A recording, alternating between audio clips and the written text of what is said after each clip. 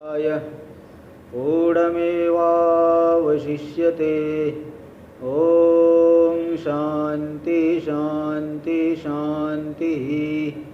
शङ्करं शङ्कराचार्यं केशवं बादरायणं सूत्रभाष्यकृतौ वन्दे भगवन्तौ पुनः पुनः।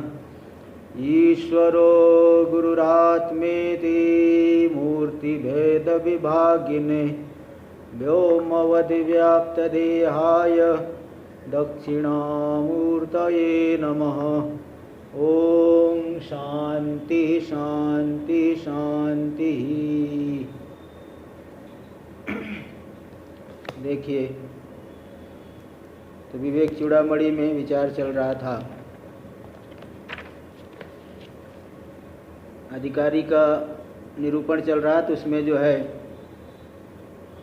कौन से साधन होने चाहिए, इस विषय में चर्चा चल रही थी। तो समाधि जो षट संपत्ति है, चार साधन चतुष्टय, उस पे विचार यहाँ किया जा रहा था। तो पहले यहाँ पे कौन कौन से साधन है, किस क्रम से है, तो सबसे पहले तो ये बताया जा रहा था।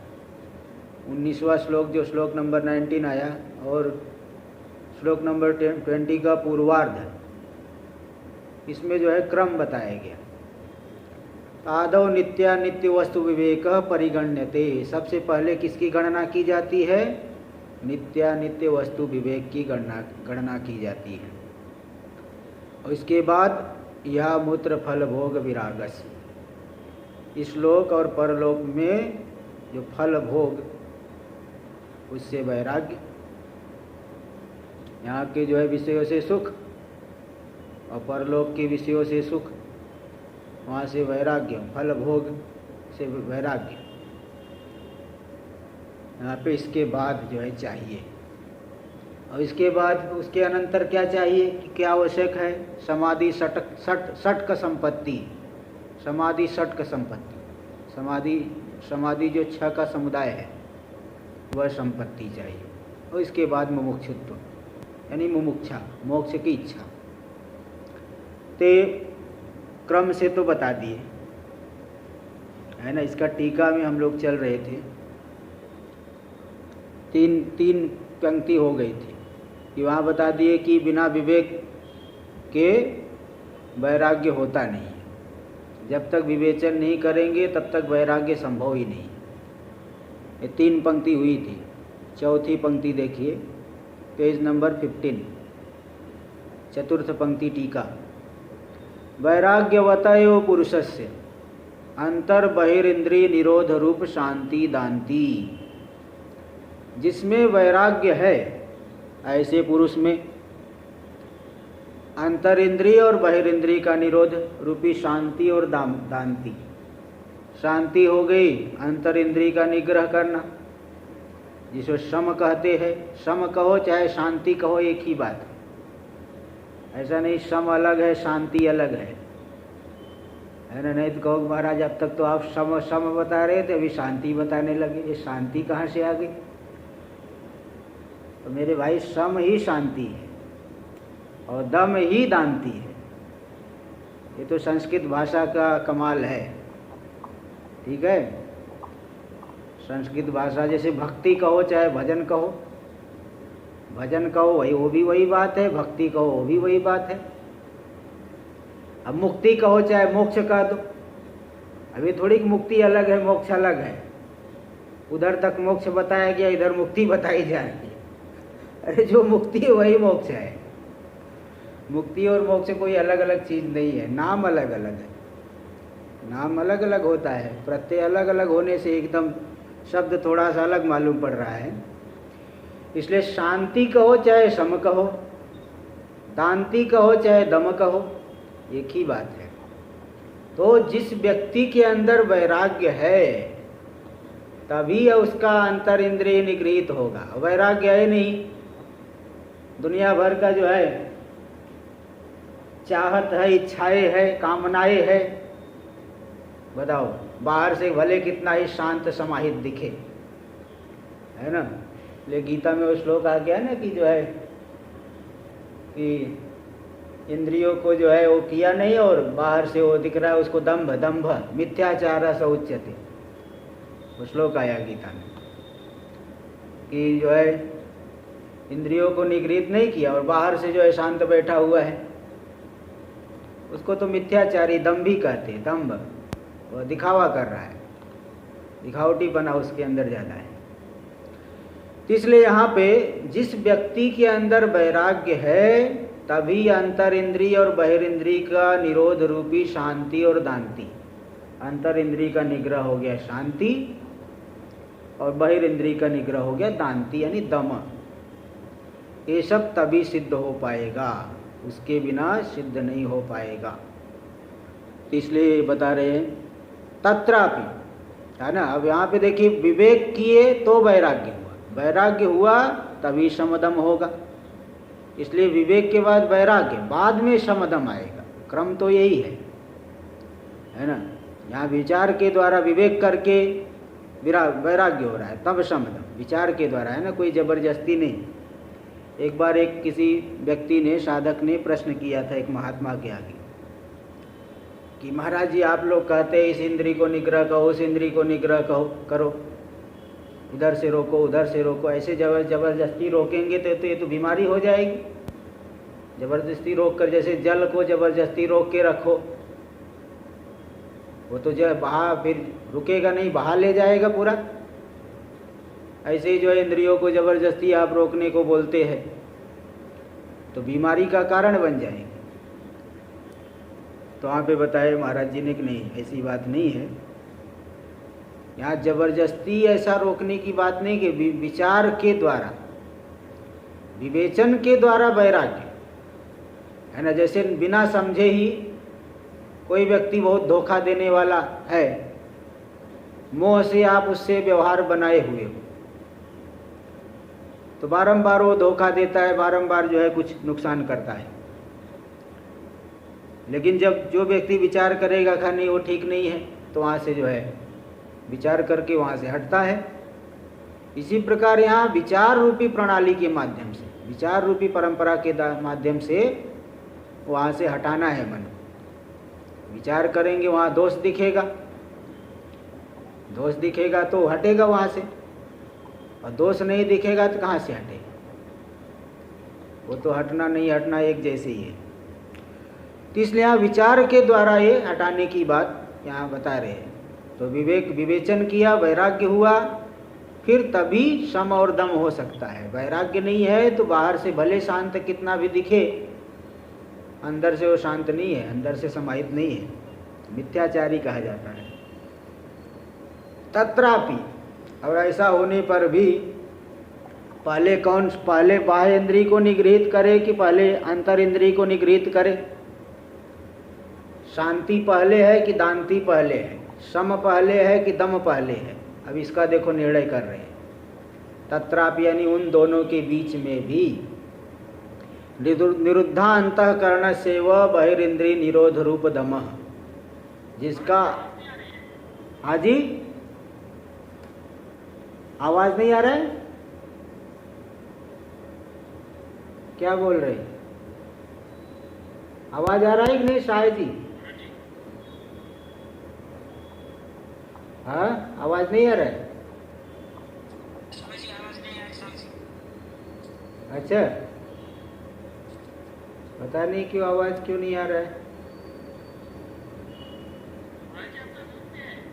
हाँ जी, अभी आ रहा है? अभी आ रहा है कि नहीं? ये तो अब ये श्रम और दम के बीच में पहले क्या होता है? पहले श्रम होता है कि पहले दम होता है?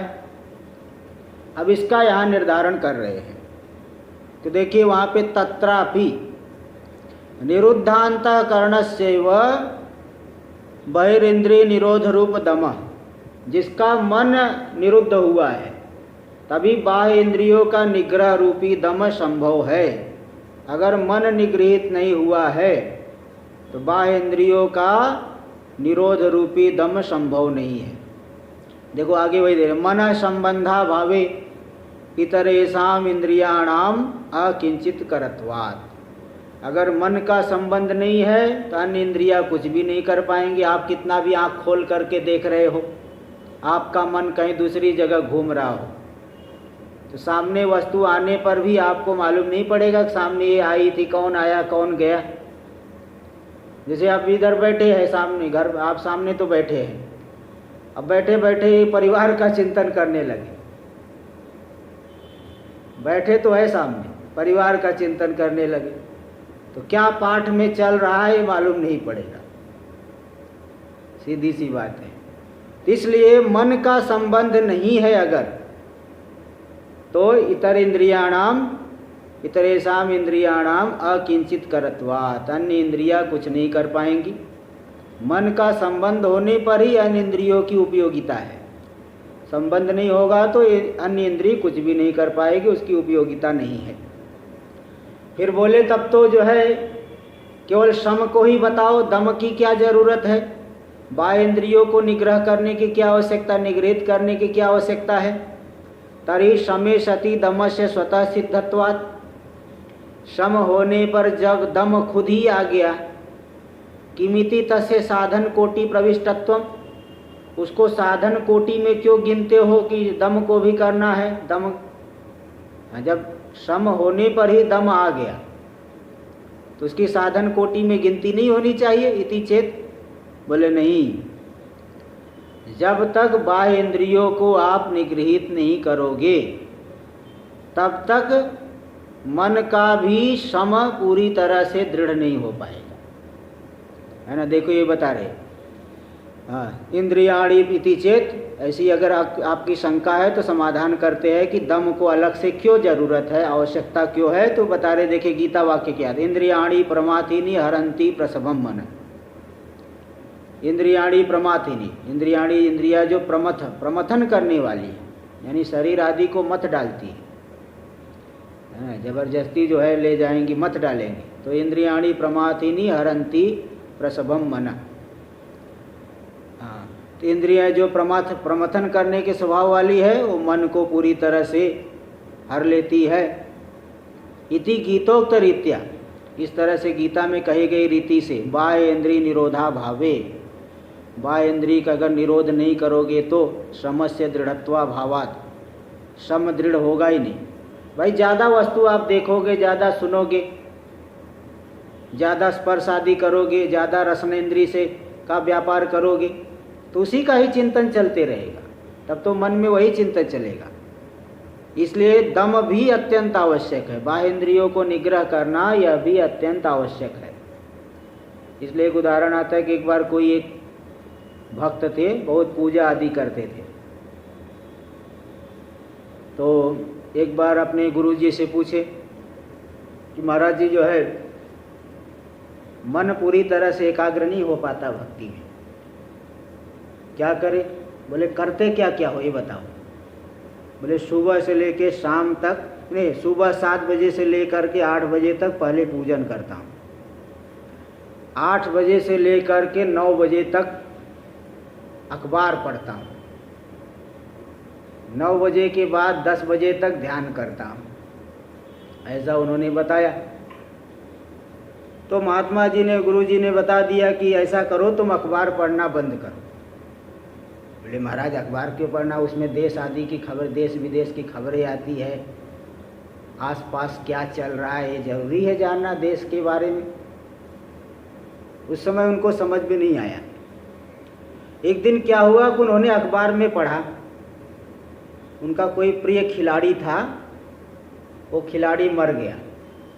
अखबार में उन्होंने पढ़ा कि वो खिलाड़ी मर गया। अब सुबह से लेके शाम तक यही चिंतन चल रहा है कि आखिर वो कैसे मर गया, कहाँ मरा, क्या उसको परेशानी थी, इतना पैसे वाला तो था, क्यों मरा, कहाँ मरा। अब फूल तोड़ने जा रहे तब भी यही चिंतन, भगवान की आरती घुमा रहे हो, जय जगदीश हरे, लेकिन अंदर चल रहा है कि क्यों मरा हो, कहाँ मरा, कैसे मरा। सुबह से शाम तक यही चिंतन चलते रहा। तो आखिर में उनको गुरुजी की बात ध्यान में आ गई कि उन्होंने कहा था अखबार मत पढ़ो।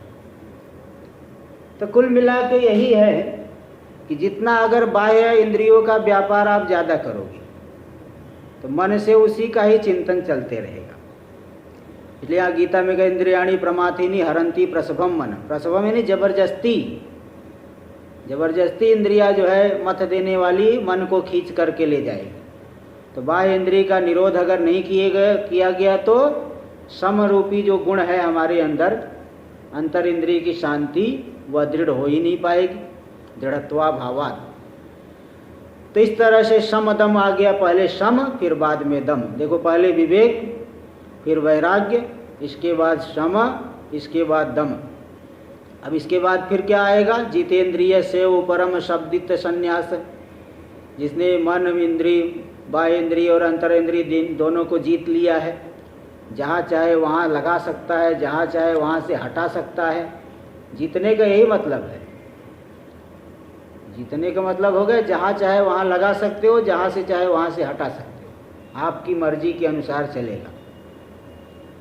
तो इसलिए इसको कहते हैं जितेंद्रीय। तो उस जितेंद्रीय पुरुष में ही उपरम शब्दित संन्यास, उपरम बाह्य विषयों का आलंबन नहीं लेना, उपरमित हो जाना। उपरम शब्द के द्वारा कहा जाने वाला संन्यास उसी को सिद्ध हो सकता है, उपरति उसी को सिद्ध हो सकती है। और तस्यैव, और जब उपरमित हो गया, उपराम हो गया, तो द्वंद्व आदि को सहन कर ही लेगा। उपरमित तस्यैव शीतोष्ण आदि द्वंद्व सहिष्णुत्व रूपा तितिक्षा। जिसके अंदर समदम है, उपरति है, तभी शीतोष्ण आदि द्वंद्व को सहन कर पाएगा। हानि लाभ जय पराजय, इन सबको सहन करने की उसके अंदर एक विशेष शक्ति आ जाएगी, सामर्थ्य। और तस्यैव, और जब सामर्थ्य आ गया तो फिर कोई भी उसे विक्षेप नहीं कर पाएगा, समाधान, चित्त एकाग्र रहेगा। नहीं तो पहले छोटी छोटी सी बातों पे विक्षिप्त हो जा रहा था, जरा सा हानि हो गई तो विक्षिप्त हो गया, जरा सा लाभ होने पे गर्वित हो गया। लेकिन जब ये तितिक्षा आ जाएगा तो फिर चित्त स्वाभाविक रूप से किसी भी वस्तु में एकाग्र रहेगा। तस्यैव बाह्य विक्षेपा भावात्, जिसके अंदर तितिक्षा है उसको बाह्य विक्षेप नहीं होने से ब्रह्मणि ऐदम परेण अवस्थान लक्षणम समाधान। ब्रह्म में ऐदम परेण, इदम परत्वेन, यही मुझे चाहिए, तत्पर होकर के अवस्थान, मन का स्थित होना रूपी समाधान। तो जिसके अंदर समदम उपरति तितिक्षा है, तभी चित्त उस जिसको हम चिंतन कर रहे, विचार कर रहे, उसमें हमारा चित्त एकाग्र हो जाएगा। यही हो गया समाधान, चित्त समाहित हो गया। और जब समाहित हो गया तब फिर जो है श्रद्धा भी है उसी वस्तु में। एतादृश गुण विशिष्टस्यैव, समाधान आदि गुणों से जो विशिष्ट है उसी व्यक्ति को गुरु की वाक्य में दृढ़ विश्वास रूपी श्रद्धा होगी। विशिष्ट से ब्रह्मैकम अस्ति जगन मिथ्या, एक ब्रह्म ही सत्य है, जगन मिथ्या है, इति उपदिश्यमान, ऐसा जो उपदेश किया जाने वाला गुरु वेदांत वाक्य विश्वास रूप श्रद्धा, दृढ़ विश्वास रूपी जो श्रद्धा है, तभी हो पाएगा। इस तरह से एक क्रम से देखो ये होता है। अब समाहित आदि, समाहित ही नहीं मन तो दृढ़ विश्वास होगा ही नहीं, इसलिए ये भी क्रम से बता दी थी। उपदिश्यमान गुरु वेदांत वाक्य विश्वास रूप श्रद्धा इति समाधि षट्क मध्येपि पूर्वा परिभावे कारणम सुवचम। समाधि 6 के मध्य में कौन पूर्व में कौन पर में है, ये कारण जो है अच्छी तरह से बताया जा सकता है। यानी कारण देखो यहाँ दिखा दिए कि सम होगा तभी दम होगा, और दम आदि सम दम होगा तभी जो है उपरति होगी, उपरति होगी तभी तितिक्षा होगी। नहीं जरा जरा सी बात पे उद्विग्न हो जाता है, अरे आज सुबह चाय नहीं पहुँचाए, आज ये नहीं मिला, वो नहीं मिला। क्या बात करते हो आप, मुझे साधारण समझ रखे हो क्या?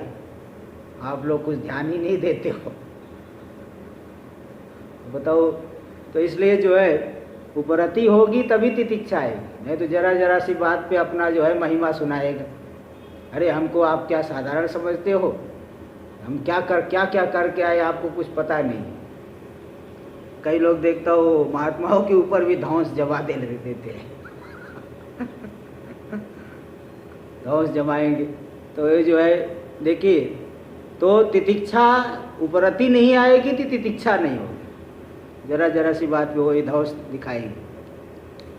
तो अब जो है समाधान हुआ, तभी जो है श्रद्धा हो गई। इसलिए पूर्वापर कौन पूर्व में है कौन पर में है, आराम से कारण बताया जा सकता है। कारणम सुवचम, अच्छी तरह से सरलता से बताया जा सकता है पूर्वापर भाव में कौन कारण क्या कारण है, दिखा दिया। एतादृश किल पुरुष धौरेय, इस प्रकार का जो पुरुष धौरेय, धौरेय मतलब श्रेष्ठ, जैसे पुरुषर्षभ गीता में आता क्षत्रियर्षभ पुरुषर्षभ ऋषभ, ऋषभ शब्द जोड़ दिए तो मतलब वो श्रेष्ठ है। ब्राह्मणर्षभ ब्राह्मणर्षभ, ब्राह्मणों में जो ऋषभ है यानी श्रेष्ठ। इसी प्रकार धौरेय, ब्राह्मण धौरेय, धौरेय मतलब श्रेष्ठ। इस प्रकार का जो पुरुष श्रेष्ठ है वह क्या चाहेगा ये बताओ। अगर संसार को चाहेगा तो ये सब है ही नहीं फिर तो। इसलिए मोक्षाद अन्यत न कामयते, मोक्ष से भिन्न कुछ भी नहीं चाहता। ऐसा जो श्रेष्ठ पुरुष है मोक्ष ही चाहता है, दूसरा कुछ नहीं चाहता। और तत्र विलंबम च न सहते, विलंब भी नहीं सहता कि चलो अगले जन्म में कर लूँगा।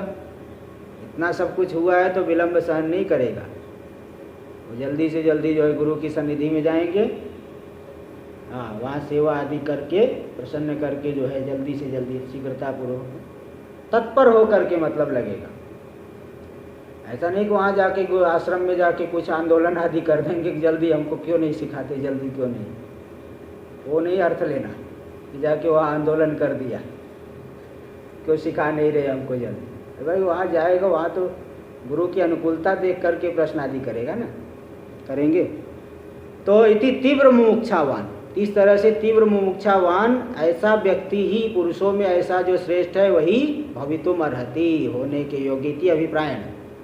इसी अभिप्राय से आदौ नित्या नित्य इत्यादि ये जब ये सब 19वें श्लोक में और 20वें श्लोक में क्रम से साधनों को दिखाया गया। तो अब जो है विवेक हो गया, नित्यानित्य विवेक। इसके बाद तदनंतरम यह मूत्र फल भोग विराग इति च, वहाँ देखो अनंतरम आया, तदनंत विरागस तदनंतरम, और समाधि षटक संपत्ति तदनंतरम, यहाँ भी तदनंतरम को जोड़ लेना। वैराग्य होने के बाद समाधि षटक संपत्ति, तदनंतरम यह मूत्र फल भोग विराग इति च, तेन विवेकानंतर्य से वैराग्य कथनेन, विवेक के बाद वैराग्य होता है। जैसे माता पिता के बाद ही पुत्र होता है, यानी माता पिता कारण है, पुत्र कार्य है। मिट्टी होगी तभी घट होगा, पहले मृत्तिका होती बाद में घट होता है, मृत्तिका कारण है। इसी प्रकार विवेक हुआ तो वैराग्य हुआ, मतलब विवेक कारण है। जो पहले होता है नियत रूप से पहले, ऐसा नहीं कि कभी हुआ कभी नहीं हुआ, उसको कारण नहीं कहते। जो नियत रूप से पूर्व में हो उसको कारण कहा जाता है। इसलिए विवेकानंतर्य से वैराग्य कथने न, वैराग्य में ये बताया गया कि वैराग्य विवेक के बाद होता है, विवेक के बाद ही वैराग्य होता है। ऐसा कथन करने से क्या जो है कह दिया गया, क्या बात सिद्ध हो गई, तदुदित सही यो तद यद अनंतर, यो यद अनंतर, देखो इस तरह से अन्वय करना, यो यद अनंतर स ही तदुदित, जो जिसके बाद में होता है वह उससे उदित होता है, उत्पन्न होता है। वैराग्य विवेक के बाद में होता है, इसलिए विवेक से ही वैराग्य उदित होता है, उत्पन्न होता है। इति न्यायेन, इस न्याय से विवेक कार्यत्वम वैराग्य उक्त प्रायम, जो बाद में हुआ नियत रूप से बाद में, वह पूर्व वाले का कार्य है। विवेक होने पर ही वैराग्य हुआ तो विवेक का कार्य है वैराग्य, ये कह दिया गया। उक्त प्रायम, ये लगभग कह दिया गया, आप समझ लेना चाहिए। तदनंतरम इति उत्तरत्रापि अनुसज्जते, उत्तरत्र आगे भी पर्यायों में समाधि षटक संपत्ति वैराग्य के अनंतर, मुमुक्षत्व उसके अनंतर, वहाँ तदनंतरम सब जगह जोड़ लेना। जैसे कहे राम मनुष्य है, श्याम भी, देवदत्त भी, यज्ञदत्त भी, तो आप समझ लेते हैं कि वो भी मनुष्य, वो भी मनुष्य, वो भी मनुष्य है, ऐसे सब जगह जोड़ लिया जाता है। वैराग्यानंतरम समाधि संपत्ति, तदनंतरम मुमुक्षुत्वम, उसके बाद मुमुक्षुत्व होता है। उक्त साधनानी और विवृणोति, अभी तक तो केवल नाम ही बताए कि विवेक और वैराग्य, और नित्यानित्य वस्तु विवेक का क्या स्वरूप है, उसका स्वरूप क्या है ये बताना चाहिए। इसके लिए अगले श्लोक में दिखा रहे ब्रह्म इत्यादि। देखिए अगला श्लोक, ब्रह्म सत्यं जगन्मिथ्ये वं रूपो विनिश्चयः तेवाचं जगन्मिथ्य, ब्रह्म सत्यम जगन्मिथ्या, मिथ्य चाहिए, वं रूपो विनिश्चय, स्वयं नित्या नित्य वस्तु विवेक समुदाहृतः।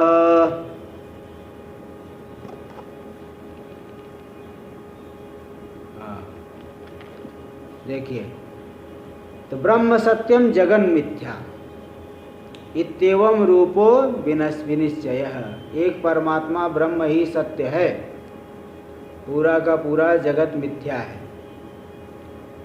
बोले भाई मिथ्या है तो दिखता क्यों है? तो बस यही समझो जो दिखता है वही मिथ्या है। अरे दिख रहा है तभी तो मिथ्या कहोगे, जो दिखता नहीं उसको थोड़ी मिथ्या कहते। जैसे बंध्यापुत्र कभी आपने देखा है क्या? आप लोग इतने बड़े बड़े हो गए, 70 साल कोई 60 साल, कभी जीवन में बंध्यापुत्र आपने देखा है क्या? आपसे पूछा जाए बंध्यापुत्र देखा क्या? कोई नहीं कह सकता मैंने नहीं देखा। अरे जो दिखता ही नहीं उसको मिथ्या कैसे कहो? जो दिख रहा है लेकिन है नहीं तब कहा जाएगा मिथ्या। जैसे स्वप्न के पदार्थ दिखते तो है लेकिन जागने पर दिखाए मिलते नहीं है, इसलिए तो मिथ्या है। ले कोई कहे दिख रहा है तो मिथ्या क्यों है? अरे दिख रहा है इसीलिए मिथ्या है, सीधी सी बात, दिख रहा है इसीलिए मिथ्या है। दिख रहा है आपको मिलता नहीं बाद में तो मिथ्या तो है ही, और जो दिखता ही नहीं है उसको आप कैसे मिथ्या कहो? बंध्यापुत्र तो आपने कभी देखा नहीं, आकाश में कुसुम आपने कभी देखा नहीं, कछुए के शरीर में रोम आपने देखा नहीं, कूर्म रोम, उसको मिथ्या कैसे कहोगे? जो दिखेगा वही मिथ्या है, जो दिखे और न मिले तो मिथ्या कहा जाता है। तो ब्रह्म सत्यम जगन मिथ्या, जैसे स्वप्न के पदार्थ दिखता है इसी प्रकार मिथ्या है। इसी प्रकार जागृत कालीन जो भोग है वह भी केवल कहने को है, कुछ नहीं बचता, कुछ नहीं, उसी में भले लगे रहो आप, शब्द स्पर्श रूप रस गंध कोई भी लगा रहे तो भी वो कुछ हाथ में आता नहीं, इसलिए मिथ्या है। इत्येवं रूपो विनिश्चय, ऐसा जो हमारे मन में विनिश्चय दृढ़ रूप से निश्चित हो जाना, सोयम नित्या नित्य वस्तु विवेकः, इसे ही कहते हैं नित्या नित्य वस्तु विवेक समुदाहृतः, सम्यक रूप से इसको कहा गया है। यही जो है नित्यानित्य विवेक है, शास्त्रों में सम्यक रूप से इसी को नित्यानित्य वस्तु विवेक कहा गया है। एक ब्रह्म को छोड़ करके बाकी सब मिथ्या है, ब्रह्म ही सत्य है, वही नित्य है, ते जो है विवेक हो गया। देखिए इसका टीका में, ब्रह्म नित्यम जगद अनित्यम, मालूम तो पड़ गया सामान्य रूप से कि ब्रह्म नित्य है जगत अनित्य है। ऐसा नित्य होने पर भी निश्चय सत्वेपि दृढ़म वैराग्यम न संभवत, दृढ़ वैराग्य नहीं होता है। कैसे मालूम पड़ा कि दृढ़ वैराग्य नहीं होता है? बोले देखो इसका मालूम कैसे पड़ रहा है, अनित्य सुखस्यापि प्रायः काम्य मानत्वात्, अनित्य सुख भी प्रायः करके वो चाहता है, कामना का विषय बनता है। तो ब्रह्म नित्य है जगत अनित्य है, निश्चय होने पर भी अनित्य सुख की भी कामना कर रहा है, इसलिए दृढ़ वैराग्य वहाँ नहीं है। निश्चय होने पर भी दृढ़ वैराग्य नहीं, क्योंकि अनित्य सुख में वे भी ठीक है वो भी ठीक है, ऐसा जब विचार रखेगा मन में रखेगा तो दृढ़ वैराग्य कभी नहीं होगा। जब आपके मन में निश्चय यही ठीक है वो गलत है, तब वहाँ से वैराग्य हो जाएगा। जगन मिथ्या भूते मिथ्या इति उक्ते, मिथ्या भूतार्थ केनापि न काम्यते। जब यहाँ पे कह दिए जगन मिथ्या, जगत को अनित्य नहीं कहे, मिथ्या कह दे। अनित्य होने पर भी अनित्य मालूम पड़ा तो भी दृढ़ वैराग्य नहीं होता, लेकिन जब मालूम पड़ गया कि मिथ्या है तो दृढ़ वैराग्य हो जाएगा। जैसे कह दिए भोजन ठीक नहीं है, जैसे आपसे कहा ये भोजन ठीक नहीं है, तो भी चलो भाई भूख लगी थोड़ा खा ही लो। भोजन ठीक नहीं मालूम पड़ा तो भी आप कहोगे चलो भूख लगी थोड़ा खा ही लो। लेकिन जब कह देंगे कि भोजन में विष है तो एक चम्मच भी नहीं खाओगे, क्योंकि आपको मालूम पड़ा है तो अनर्थ करने वाला है। एक चम्मच भी खाएंगे तो नाश करेगा। ऐसे ही जब कह दिए कि जगत अनित्य है, इतना कहने मात्र से दृढ़ वैराग्य नहीं होता। लेकिन जब कहेंगे कि जगत मिथ्या है ही नहीं, तब दृढ़ वैराग्य होगा। ऐसा निश्चय होने पे दृढ़ वैराग्य होता है कि जगन मिथ्या इति उक्ते मिथ्या भूतार्थ केनापि न काम्यते। जगन मिथ्या ऐसे कहने पर तो भाई जब मिथ्या है तो मिथ्या रूपी अर्थ को तो कोई नहीं चाहता। क्यों? नहीं स्वाप्निकम राज्यम कामयन्ते राज्य कामयितारः। जो राज्य को चाहने वाला है स्वप्न के राज्य को चाहेगा क्या कि स्वप्न का राज्य मिले? प्रधानमंत्री बनना चाहता है कि एक दिन स्वप्न में प्रधानमंत्री बन जाए, ऐसा चाहता है क्या? स्वप्न में नहीं, 5 साल के लिए, 5 साल के लिए जैसे मोदी जी बने, 5 साल के लिए क्या 5 क्या 10 साल दोबारा भी जो है बनना चाहेगा। तीसरी बार दोबारा बनने के लिए भी कई प्रकार के जो है पूर्व में ऐसे कई जोड़ तोड़ करने वाले हो चुके हैं, है ना, भले बाद में लताड़े गए। तो इसलिए कोई स्वप्न का साम्राज्य नहीं चाहता, जागृत का साम्राज्य चाहता है, वो भी लंबे समय तक बना रहे। तो जब जगन मिथ्या ऐसा हमें निश्चय होगा तो वैराग्य होना स्वाभाविक है। अतः वैराग्यस्य नियतम उत्पत्ति, इसलिए वैराग्य निश्चित रूप से उत्पन्न हो, इसके लिए कहा जा रहा है कि ब्रह्म नित्यम जगत अनित्यम इति अनुक्तो। ऐसा नहीं कह के ब्रह्म सत्यम जगन मिथ्या, इसलिए ढिलाई से काम नहीं चलेगा। सीधे सीधे ढीलेपन से नहीं कहे कि जो है ब्रह्म नित्य है जगत अनित्य है, ऐसा नहीं कह के सीधे प्रहार कर रहे कि ब्रह्म नित्य है जगत मिथ्या है। ऐसा सीधे प्रहार करने से व्यक्ति को थोड़ा सा होश आता है कि हाँ सही कह रहे हैं, इधर जाना चाहिए। मिथ्या कहने से फिर उसकी बुद्धि में आएगा। इसलिए ब्रह्म नित्य है जगत अनित्य नहीं है ऐसा नहीं कह के, जगत अनित्य ब्रह्म नित्य है जगत अनित्य ऐसा नहीं कह के वैराग्य निश्चित रूप से उत्पन्न हो, इसलिए कह दे कि ब्रह्म नित्य है जगत मिथ्या है। मिथ्या कहने से जो है निश्चित थोड़ा सा चोट तो लगेगी, चोट लगती है, फिर वहाँ से जो है हटता है मन। और विनिश्चय, वहाँ पे विनिश्चय क्यों, निश्चय नहीं दे के विनिश्चय क्यों कह दिए? इति विशेषण निश्चय, विनिश्चय का मतलब विशेष रूप से बारंबार विचार करके निश्चय हो। इत्यर्थ के न विशेषण निश्चय ऐसा अर्थ है उसका, उस अर्थ वाला होने से क्या कह दिया गया कि निश्चय अप्रामाण्य ज्ञानानास्कंदितत्वम उक्तम भवत्। निश्चय हुआ किंतु उसमें अप्रामाण्य ज्ञान, जैसे आपको निश्चय तो हुआ, कोई भ्रांति हुई, पहले आपने जाना इदम रजतम, जा करके आपने उठाया तो आपको मालूम पड़ा वो जो ज्ञान था वो तो प्रमाण नहीं था, अप्रामाणिक ज्ञान था। इदम ज्ञानम अप्रमा, यह जो अभी मैं रजत समझ करके भाग करके आया मुझे मिला नहीं, तो उस ज्ञान में अप्रामाण्य ज्ञानास्कंदितत्व आ गया। स्कंदितत्व मतलब युक्तत्व, अप्रामाणिक ज्ञान से युक्त है, अप्रामाणिकत्व से युक्त है। यह अप्रामाण्य अप्रामाण्य का ज्ञान हुआ उसमें, यानी पहले मुझे जो ज्ञान, इसलिए कई बार आपको भ्रांति होती है ना, भ्रांति से प्रवृत्ति की, बाद में आप बताते हो कि नहीं वो तो मुझे भ्रांति हो गई थी। तो अप्रामाण्य ज्ञान से युक्त है वह, बाद में मालूम पड़ा ये ठीक ज्ञान नहीं हुआ था, भ्रांति से मैं यहाँ प्रवृत्त होगी। इसको कहते हैं अप्रामाण्य ज्ञान आस्कंदित।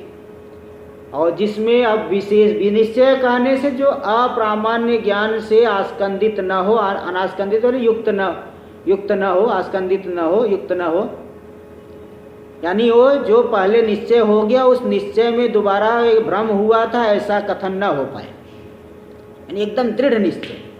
वो भ्रांति नहीं कि पहले रजत इदम रजतम ज्ञान हुआ, बाद में नहीं रजत नहीं था। इसलिए यहाँ विनिश्चय कहा गया, विशेष रूप से निश्चय। सोयम, यही विवेक कहा गया। स विवेकिन, है ना, सोयम नित्यानित्य विवेक वस्तु विवेक समुदाहरित सोयम इति सह विवेकिन इत्यत्र विवेकी विशेषणत्वेन उक्त। जो श्लोक आया था ना, ये श्लोक नंबर 17 में, 17 में विवेकिनो विरक्तस्य, तो वहाँ पे जो विवेकिना कहा गया था, विवेकी के विशेषण रूप से क्या कहा गया था? विवेक। जो विवेक जिसके पास हो उसे विवेकी कहेंगे। धनवान हो तो धनवान के पास धन रहता है, विवेकी के पास क्या रहता है? विवेक। तो धनवान का जैसे विशेषण है धन, इसी प्रकार विवेकी का विशेषण है विवेक। तो विवेकी के विशेषण रूप से जो विवेक कहा गया, यही है विवेक, कि ब्रह्म सत्यम जगन मिथ्या, ऐसा विशेष रूप से निश्चय होना, दृढ़ निश्चय होना, यही है विवेक। विवेकी के विशेषण अयम आदौ नित्यानित्य वस्तु विवेका इति उक्तः। इसी को श्लोक नंबर 19 में नित्यानित्य वस्तु विवेका ऐसा कहा गया। और अस्यैव ऐहिका मुस्मिक फल भोग विराग हेतुत्व नियतम, ऐसा विवेक होगा तो इस लोकों के फल भोग से भी वैराग्य होगा और परलोक के फल भोग से भी वैराग्य होगा। ये निश्चित है, निर्धारित है। इति समुदाहरित इत्यत्र समिति उपसर्गेण देते, समुदाहरित, यही समुदाय सम्यक रूप से उदाहरित है। तो समुदाहरित कहने से यही जो है वैराग्य का कारण है, ये द्योतित हो गया। विवेक का तो निरूपण कर दिए। वैराग्य क्या है? वैराग्य किसे कहते हैं? तो अभी वैराग्य का भी निरूपण। विवेकम निरूप्य वैराग्यम निरूपयति, विवेक का निरूपण करने के अनंतर वैराग्य का निरूपण कर रहे। तद वैराग्यमिति 21वां श्लोक देखिए, 21वां। तद वैराग्यं जुगुप्साया दर्शन श्रवणादिभिः देहादि ब्रह्म पर्यन्ते यनित्ये भोग्य वस्तुनि।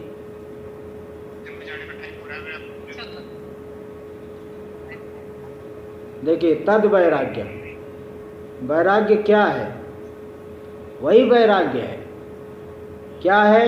दर्शन श्रवणादि भी देहादि ब्रह्म पर्यंते अनित्य भोग्य वस्तुनि। दर्शन और श्रवणादि के द्वारा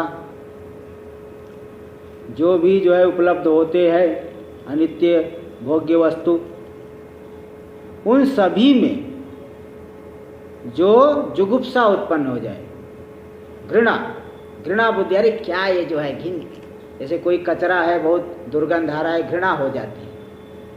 इसी प्रकार दर्शन श्रवण आदि के द्वारा जो जो भी वस्तु अनित्य भोग्य वस्तु दिख रहे हैं, दर्शन देखने से मालूम पड़ रहा है, श्रवण से, श्रवण इंद्रिय के द्वारा भी मालूम पड़ रहा है, इन सभी के द्वारा, आदि से जीवा आदि रसन इंद्रिय के द्वारा जो भी हम रस लेते हैं वो भी जो है बहुत घातक होते हैं ना, अन्य सभी इंद्रियां। दर्शन श्रवण आदि कह दिए, जिसको हम सुनते हैं, जिसको देखते हैं, जिसका रस लेते हैं, इन सभी के इंद्रियों के द्वारा जो जो भी विषय सुनने देखने सुनने में आता है, उन सभी विषयों में जुगुप्सा, एकदम घृणा बिल्कुल नहीं चाहिए, ऐसी एकदम घृणा बुद्धि हो जाना।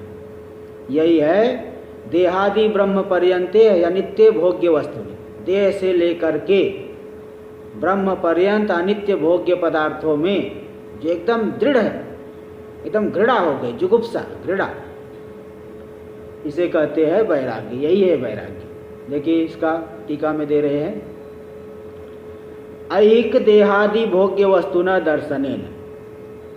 इस श्लोक में होने वाले जो देहादि भोग्य वस्तु, वो तो दिख रहा है, प्रत्यक्ष दिख रहा है, अनुभव में आ रहा है।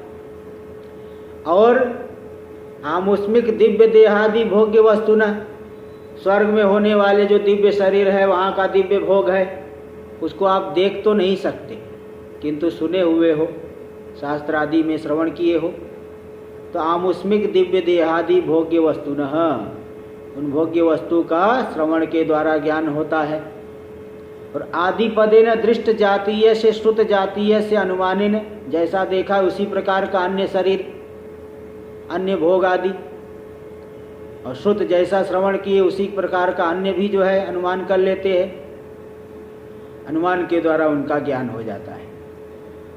अनुभूयमान शरीर प्रवृत्ति, यहाँ से लेकर के ब्रह्म पर्यंत हमारा जो शरीर अनुभव में आ रहा है, वहाँ से लेकर, प्रवृत्ति यानी वहाँ से लेकर के जिस शरीर को हम देख रहे हैं, जिन भोग्य पदार्थों को देख रहे हैं, इन यहाँ से लेकर के ब्राह्म मानेन शतवर्ष जीवी, ब्रह्मा जी के प्रमाण से 100 साल, हम लोगों का 100 साल नहीं, ब्रह्मा जी वाला 100 साल, उस 100 साल जीवित रहने वाले जो चतुर्दश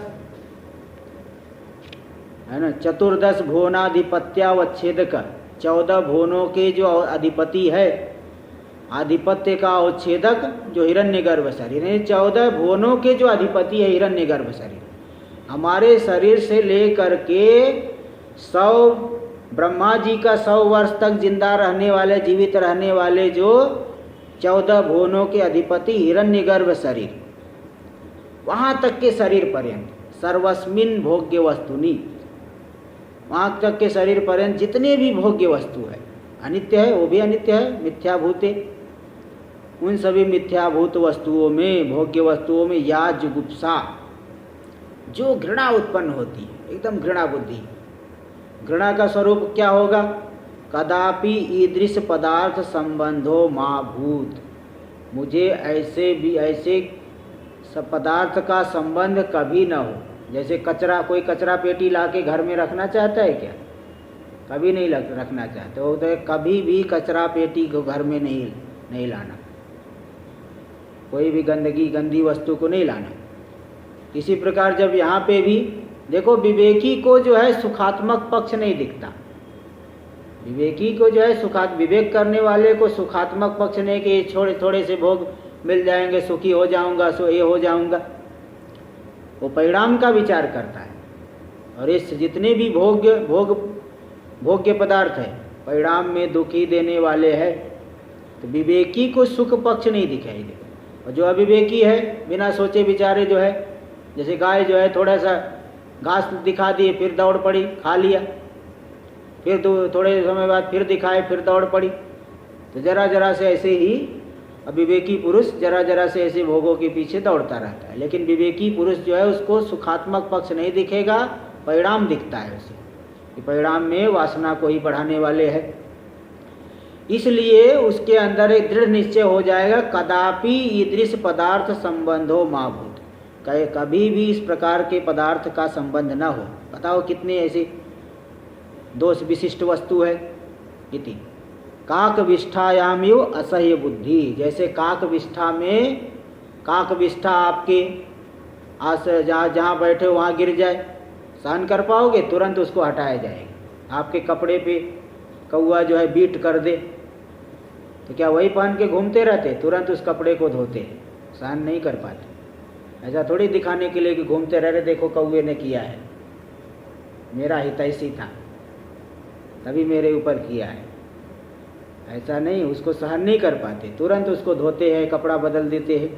जैसे काकविष्ठा में असह्य बुद्धि, सहन नहीं कर पाते, तुरंत जो है उसको हटाते हैं। इसी प्रकार सभी पदार्थों में ऐसा दृढ़ वैराग्य हो, इसी प्रकार की असह्य बुद्धि हो, जुगुप्सा हो, घृणा हो, इसे कहते हैं वैराग्य।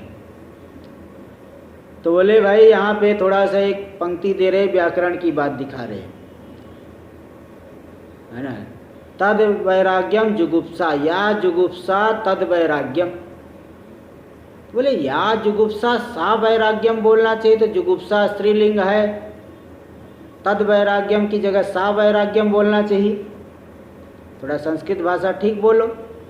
बोले नहीं, यहाँ पे इसलिए कैसा कहा जाए, शैत्यम ही यत्सा प्रकृतिर जलस्य, जो शैत्य है, शीत स्पर्श, वही जल की प्रकृति है, स्वभाव है।